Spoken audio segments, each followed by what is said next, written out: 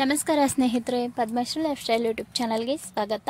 ಸ್ನೇಹಿತರೆ, ಎಲ್ಲರೂ ತುಂಬಾ ಚೆನ್ನಾಗಿದ್ದೀರಿ ಅಂತ ಭಾವಿಸ್ತಾ ನಾನು ಕೂಡ ರಾಯರ ಅನುಗ್ರಹದಿಂದ, ರಾಯರ ಆಶೀರ್ವಾದದಿಂದ ತುಂಬಾ ಚೆನ್ನಾಗಿದ್ದೀನಿ.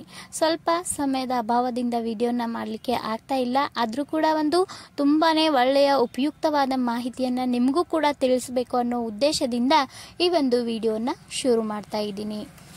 ಈಗ ಎಲ್ಲರಿಗೂ ಗೊತ್ತಿರುವಂತೆ ಪಿತೃಗಳ ಪಕ್ಷ ಶುರುವಾಗಿದೆ. ಅಂದರೆ ಹುಣ್ಣಿಮೆ ಹಿಡಿದು ಈ ಒಂದು ಬರುವಂತಹ ಅಮಾವಾಸ್ಯೆ ತನಕ ನಾವು ಪಿತೃಪಕ್ಷವನ್ನು ಆಚರಣೆ ಮಾಡ್ತೀವಿ. 15 ದಿನಗಳ ಕಾಲ ಪಿತೃಗಳಿಗೆ ಈ ಒಂದು ಪಕ್ಷವನ್ನು ಮುಡಿಪಾಗಿ ಇಟ್ಟಿರ್ತೀವಿ. ಆ ಒಂದು ಪ್ರಯುಕ್ತವಾಗಿ ಪ್ರತಿಯೊಬ್ಬರು ಮನೆಯಲ್ಲಿ ಪಿತೃಗಳ ಒಂದು ಶ್ರಾದ್ದವನ್ನು ಮಾಡ್ತಾ ಇರ್ತೀರ ಅಥವಾ ತರ್ಪಣವನ್ನು ಕೊಡ್ತಾ ಇರ್ತೀರ. ಆದರೆ ಎಲ್ಲರಿಗೂ ಇದನ್ನು ಮಾಡಲಿಕ್ಕೆ ಆಗ್ತಾ ಇರೋದಿಲ್ಲ. ಹಾಗೆ ಕೆಲಸದ ಒತ್ತಡದಿಂದ ಆಗ್ಬೋದು ಅಥವಾ ಒಂದು ನಾವು ಜಾಬನ್ನು ಮಾಡ್ತಾ ಇರ್ಬೋದು, ಅಂಥವರು ಸೇವೆಯನ್ನು ಮಾಡಲಿಕ್ಕೆ ರಾಯರ ಮಠದಲ್ಲಿ ಅವಕಾಶ ಇದೆ. ಹಾಗಾಗಿ ಆ ಒಂದು ಒಳ್ಳೆ ಮಾಹಿತಿಯನ್ನು ಪ್ರತಿಯೊಬ್ಬರಿಗೂ ತಿಳಿಸ್ಬೇಕು ಅಂತ ವಿಡಿಯೋನ ಶುರು ಮಾಡ್ತಾ ಇದ್ದೀನಿ. ವಿಡಿಯೋನ ಪೂರ್ತಿಯಾಗಿ ನೋಡಿ, ಸ್ಕಿಪ್ ಮಾಡಿದೆ. ಸ್ನೇಹಿತರೆ, ಎಲ್ಲ ರಾಯರ ಮಠಗಳಲ್ಲಿ ಬುಧವಾರದಿಂದ ಅಂದರೆ ಹುಣ್ಣಿಮೆ ಆದ ಮರುದಿನ ಅಥವಾ ಹುಣ್ಣಿಮೆಯಿಂದಾನೇ ಈ ಒಂದು ಸೇವೆ ಶುರುವಾಗಿದೆ. ಪಿತೃಪಕ್ಷದಲ್ಲಿ ಮಾಡುವಂತಹ ಪಿತೃಗಳ ಶ್ರಾದ್ದ ಆಗಿರ್ಬೋದು ಅಥವಾ ತರ್ಪಣವನ್ನು ಕೊಡುವಂಥದ್ದಾಗಿರ್ಬೋದು ಅಂತ ಒಂದು ಸೇವೆಗಳನ್ನು ಆ ಒಂದು ಮಠದಲ್ಲಿರುವಂತಹ ಅಂದರೆ ರಾಯರ ಮಠದಲ್ಲಿ ಇರುವಂತಹ ಮಠಾಧೀಶರು ಅಥವಾ ಪೂಜಾರಿಗಳು ಇಂಥವರು ಈ ಒಂದು ಕಾರ್ಯಕ್ರಮವನ್ನು ನಡೆಸ್ಕೊಡ್ತಾ ಇದ್ದಾರೆ. ನೀವು ಒಂದ್ಸಲ ನಿಮ್ಮ ಊರಿನಲ್ಲಿ ಇರುವಂತಹ ರಾಯರ ಮಠದಲ್ಲಿ ಈ ಒಂದು ಸೇವೆಗಳ ಕುರಿತು ವಿಚಾರಣೆ ಮಾಡಬಹುದು.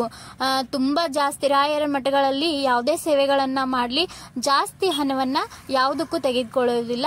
ಅವಶ್ಯಕತೆ ಇದ್ದಷ್ಟು ಮಾತ್ರ ಹಣವನ್ನು ತೆಗೆದುಕೊಂಡು ನಮ್ಮ ಒಂದು ಸೇವೆಗಳನ್ನು ಪೂರ್ಣ ಮಾಡ್ತಾರೆ. ಅದರಲ್ಲೂ ರಾಯರ ಮಠದಲ್ಲಿ ಬ್ರಾಹ್ಮಣರು ಜಾಸ್ತಿಯಾಗಿ ಸೇವೆಯನ್ನು ಮಾಡ್ತಾ ಇರ್ತಾರೆ. ಅಂದರೆ ಮಠಾಧೀಶರು ಅಥವಾ ಪೂಜೆಯನ್ನು ಮಾಡುವಂಥವರು, ಅಂತಹ ಒಂದು ಸ್ವಾಮೀಜಿಗಳು ಪ್ರತಿಯೊಬ್ಬರಿಗೂ ಅಂದರೆ ರಾಯರ ಮಠದಲ್ಲಿರುವಂಥವರು ಪ್ರತಿಯೊಬ್ಬರು ಸಾರ್ವಜನಿಕರ ಒಳಿತನ್ನ ಬಯಸ್ತಾ ಇರ್ತಾರೆ. ಹಾಗಾಗಿ ಈ ಒಂದು ಸೇವೆಗಳನ್ನು ಪ್ರತಿಯೊಂದು ರಾಯರ ಮಠಗಳಲ್ಲಿ ಮಾಡ್ತಾ ಇದ್ದಾರೆ. ನಾವು ದೇವರನ್ನ ಸುಲಭವಾಗಿ ಒಲಿಸ್ಕೊಳ್ಬಹುದು, ಆದರೆ ಪಿತೃಗಳನ್ನ ಸುಲಭವಾಗಿ ಒಲಿಸ್ಕೊಳ್ಳಲು ಸಾಧ್ಯ ಇಲ್ಲ. ಹಾಗಾಗಿ ನಾವು ನಮ್ಮ ಪಿತೃಗಳ ಆಶೀರ್ವಾದ ಇದ್ರೆ ಸಂಪೂರ್ಣವಾಗಿ ನೆಮ್ಮದಿಯಿಂದ ಇರ್ತೀವಿ ಅಂತ ಒಂದು ಶಾಸ್ತ್ರದ ಅನುಸಾರ. ಸ್ನೇಹಿತರೆ, ನಾವು ಪಿತೃಗಳನ್ನು ಯಾವಾಗಲೂ ತುಂಬಾ ಪೂಜ್ಯ ಭಾವನೆಯಿಂದ ನೋಡಬೇಕಾಗುತ್ತೆ. ಅವರನ್ನು ನಾವು ಯಾವತ್ತಿಗೂ ಬೈಬಾರ್ದು ಅಥವಾ ಯಾವತ್ತಿಗೂ ನಾವು ಅವರಿಗೆ ಅವಮಾನವನ್ನು ಮಾಡಬಾರ್ದು. ಅದರಲ್ಲೂ ಈ ಒಂದು 15 ದಿನಗಳ ಕಾಲ ಪಿತೃಪಕ್ಷ ಇರೋದ್ರಿಂದ, ಅವರಿಗಾಗಿ ಈ ಒಂದು ಮಾಸವನ್ನು ಮೀಸಲಾಗಿ ಇಟ್ಟಿರೋದ್ರಿಂದ ಅವರ ಸೇವೆ, ಅವರ ಸ್ಮರಣೆ ಅಥವಾ ಅವರಿಗೆ ಒಂದು ತೃಪ್ತಿ ಆಗುವಂತಹ ಪೂಜೆ ಪುನಸ್ಕಾರವನ್ನು ಮಾಡಿದಾಗ ಅವರ ಸಂಪೂರ್ಣವಾದ ಅನುಗ್ರಹವನ್ನು ನಾವು ಪಡಿಬಹುದು. ಹಾಗಾಗಿ ಕೆಲವೊಬ್ರು ಮನೆಯಲ್ಲಿ ಮಾಡ್ತಾ ಇರ್ತೀರಾ, ಕೆಲವೊಬ್ಬರಿಗೆ ಮನೆಯಲ್ಲಿ ಮಾಡಲಿಕ್ಕೆ ಸಾಧ್ಯ ಆಗ್ತಿರೋದಿಲ್ಲ. ಅಂಥವರು ರಾಯರ ಮಠದಲ್ಲಿ ಹೋಗಿ ವಿಚಾರಣೆ ಮಾಡಿ ಈ ಒಂದು ಸೇವೆಗಳನ್ನ ಮಾಡಬಹುದು. ಅಲ್ಲಿ ಪಿತೃಗಳಿಗೆ ತರ್ಪಣವನ್ನ ಕೊಡ್ತಾರೆ, ಶ್ರಾದ್ದವನ್ನ ಮಾಡ್ತಾರೆ.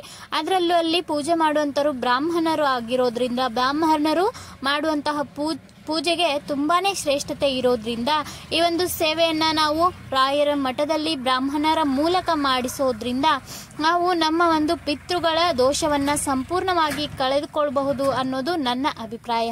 ಪ್ರತಿಯೊಬ್ಬ ರಾಯರ ಭಕ್ತರಿಗೂ ಗೊತ್ತಿರುತ್ತೆ ರಾಯರು ಎಂಥವರು, ಅವರ ಪವಾಡಗಳು ಎಂಥದ್ದು ಅಂತ.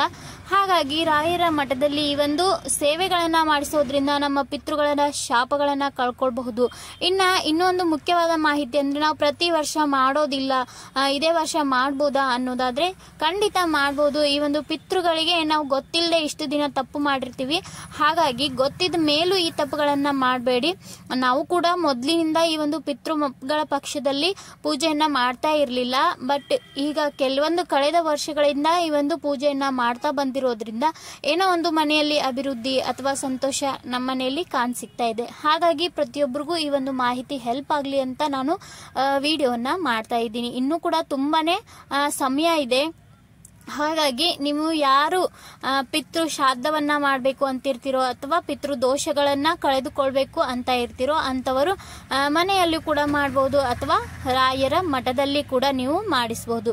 ಇನ್ನು ರಾಯರ ಮಠಕ್ಕೆ ಹೋಗುವಾಗ ಅಲ್ಲಿ ನೀವು ವಿಚಾರಣೆ ಮಾಡಿ ಅಥವಾ ನೀವೇನಾದ್ರೂ ಶ್ರಾದ್ದ ಅಥವಾ ತರ್ಪಣ ಕೊಡ್ಲಿಕ್ಕೆ ಹೋಗುವಾಗ ಖಾಲಿ ಕೈಯಲ್ಲಿ ಹೋಗಬೇಡಿ. ಸ್ವಲ್ಪ ಬಾಳೆಹಣ್ಣು, ರಾಯರಿಗೆ ತುಳಸಿ, ಮತ್ತೇನಾದ್ರೂ ನಿಮಗೆ ಸಾಧ್ಯವಾದಂತಹ ಹಣ್ಣುಗಳನ್ನು ತೆಗೆದುಕೊಂಡು ಹೋಗಿ ರಾಯರಲ್ಲಿ ಕೇಳಿಕೊಂಡು ಈ ಒಂದು ಶ್ರಾದ್ದದ ಕಾರ್ಯಕ್ರಮ ಅಥವಾ ಒಂದು ಪಿತೃಗಳಿಗೆ ತರ್ಪಣ ಕೊಡುವಂತದ್ದಾಗಿರುವುದು. ಅವರು ಹೇಳಿದ ರೀತಿಯಾಗಿ ಪ್ರತಿಯೊಬ್ಬರು ಪಾಲಿಸಿ ನೋಡಿ, ಮುಂದಿನ ವರ್ಷ ಅನ್ನೋಷ್ಟರಲ್ಲಿ ನಿಮಗೆ ಎಷ್ಟು ಒಂದು ಬದಲಾವಣೆ ಕಾಣುತ್ತೆ ಅಂತ. ಇನ್ನು ನಾವು ಪಿತೃಗಳ ಸಂಪೂರ್ಣ ಅನುಗ್ರಹಕ್ಕಾಗಿ ಮನೆಯಲ್ಲಿ ಅವ್ರ ಫೋಟೋ ಇರಬಹುದು ಅಥವಾ ನೀವು ಪೂಜೆಯನ್ನ ಮಾಡಿದಾಗ ಅವರಿಗೆ ಒಂದು ಅಂದ್ರೆ ನಿಮ್ಗೆ ಗೊತ್ತಿರುತ್ತೆ ಅವರಿಗೆ ಏನ್ ಇಷ್ಟ, ಯಾವ ಅಡುಗೆ ಅಥವಾ ಯಾವ ಸ್ವೀಟ್ ಅವ್ರಿಗೆ ಇಷ್ಟ ಅಂತ ನಿಮ್ಗೇನಾದ್ರೂ ಗೊತ್ತಿದ್ರೆ ಅಂತಹ ಒಂದು ಆಹಾರ ಪದಾರ್ಥಗಳನ್ನ ಮಾಡಿ ನೈವೇದ್ಯವನ್ನಾಗಿ ಇಟ್ರೆ ಪಿತೃಗಳು ಸಂಪೂರ್ಣವಾಗಿ ತೃಪ್ತಿ ಪಡ್ತಾರೆ. ಇನ್ನು ಪಿತೃಗಳಿಗೆ ತರ್ಪಣ ಕೊಡೋದ್ರಿಂದ ಸಹ ಅವರು ಹಸಿವು ನೀರಡಿಕೆಯಿಂದ ಬಳಲ್ತಾ ಇದ್ರೆ ಅಂತವರು ತರ್ಪಣವನ್ನ ಕೊಟ್ಟಾಗ ಅವರು ಸಂತೃಪ್ತರಾಗಿ ತಮ್ಮ ಒಂದು ನೀರಡಿಕೆ ಅಥವಾ ಹೊಟ್ಟೆ ಹಸಿವನ್ನ ತುಂಬಿಸ್ಕೊಂಡು ನಿಮ್ಮ ಮೇಲೆ ಸಂಪೂರ್ಣವಾಗಿ ಅನುಗ್ರಹವನ್ನ ನೀಡ್ತಾರೆ. ಹಾಗಾಗಿ ಈ ಒಂದು ಸೇವೆಗಳನ್ನ ಪ್ರತಿಯೊಬ್ಬರು ಮಾಡಬಹುದು. ಯಾರ ಮನೆಯಲ್ಲಾದ್ರೂ ಆಕ್ಸಿಡೆಂಟ್ ಆಗಿ ಅಥವಾ ನರಳಿ ಅಥವಾ ರೋಗ ಹತ್ತಿ ಈ ರೀತಿಯಾಗಿ ತೀರ್ಕೊಂಡಿರ್ತಾರೆ ಅಂತವರ ಒಂದು ಸೇವೆಯನ್ನ ಅಥವಾ ಅಂತವರ ಒಂದು ಶ್ರಾದ್ದವನ್ನ ಮಾಡ್ತಾ ಇರೋದಿಲ್ಲ. ಪ್ರತಿ ವರ್ಷ ಪಿತೃಪಕ್ಷದಲ್ಲಿ ಈ ಒಂದು ಸೇವೆಯನ್ನ ಅಥವಾ ಮನೆಯಲ್ಲೇ ಸಿಂಪಲ್ ಆಗಿ ಪೂಜೆಯನ್ನ ಮಾಡ್ತಾ ಬಂದ್ರೆ ಪಿತೃಗಳ ದೋಷ ಸಂಪೂರ್ಣವಾಗಿ ದೂರ ಆಗುತ್ತೆ. ಇನ್ನ ಈ ಪಿತೃಪಕ್ಷದಲ್ಲಿಯೇ ಶ್ರೇಷ್ಠವಾದ ದಿನ ಅಂದ್ರೆ ಅಮಾವಾಸ್ಯೆ. ಅಂದ್ರೆ ಅಮಾವಾಸ್ಯೆ ದಿನ ಕೊನೆಯ ದಿವಸ ಪಿತೃಶ್ರಾದ್ದವನ್ನ ಮಾಡ್ಲಿಕ್ಕೆ, ತರ್ಪಣವನ್ನ ಕೊಡ್ಲಿಕ್ಕೆ ನಿಮ್ಗೆ ಈಗ ಆಗದೆ ಇದ್ರು ಕೊನೆಗೆ ಅಮಾವಾಸ್ಯೆ ದಿನ ಆದ್ರೂ ಕೂಡ ಪಿತೃಗಳ ಹೆಸರಿನಲ್ಲಿ ತರ್ಪಣ ಪೂಜೆ ಅಥವಾ ಅವರಿಗೆ ನೈವೇದ್ಯವನ್ನ ಮಾಡೋದ್ರಿಂದ ಪಿತೃದೋಷವನ್ನ ದೂರ ಮಾಡ್ಕೊಳ್ಬಹುದು. ಸೊ ಸ್ನೇಹಿತರೆ, ವಿಡಿಯೋ ಪ್ರತಿಯೊಬ್ಬರಿಗೂ ಹೆಲ್ಪ್ ಆಗಿದೆ ಅನ್ಕೊಳ್ತೀನಿ. ವಿಡಿಯೋ ಹೆಲ್ಪ್ ಆಗಿದ್ರೆ ಲೈಕ್ ಮಾಡಿ, ಮತ್ತೆ ಚಾನಲ್ ಅನ್ನ ಯಾರು ಇನ್ನೂ ಸಬ್ಸ್ಕ್ರೈಬ್ ಮಾಡ್ಕೊಂಡಿಲ್ವೋ ದಯವಿಟ್ಟು ಸಬ್ಸ್ಕ್ರೈಬ್ ಮಾಡ್ಕೊಳ್ಳಿ. ಮತ್ತೆ ಪಕ್ಕದಲ್ಲಿರುವಂತಹ ಬೆಲ್ ಐಕನ್ ಅನ್ನ ಕ್ಲಿಕ್ ಮಾಡ್ಕೊಂಡ್ರೆ ನಮ್ಮ ವಿಡಿಯೋದ ಎಲ್ಲಾ ನೋಟಿಫಿಕೇಶನ್ಗಳು ನಿಮ್ಗೆ ಸಿಗುತ್ತೆ. ಮತ್ತೆ ಒಳ್ಳೆಯ ವಿಡಿಯೋ ಮೂಲಕ ಸಿಗ್ತೀನಿ. ಹೋಗಿ ಬರ್ತೀನಿ. ಬಾಯ್. Thanks for watching.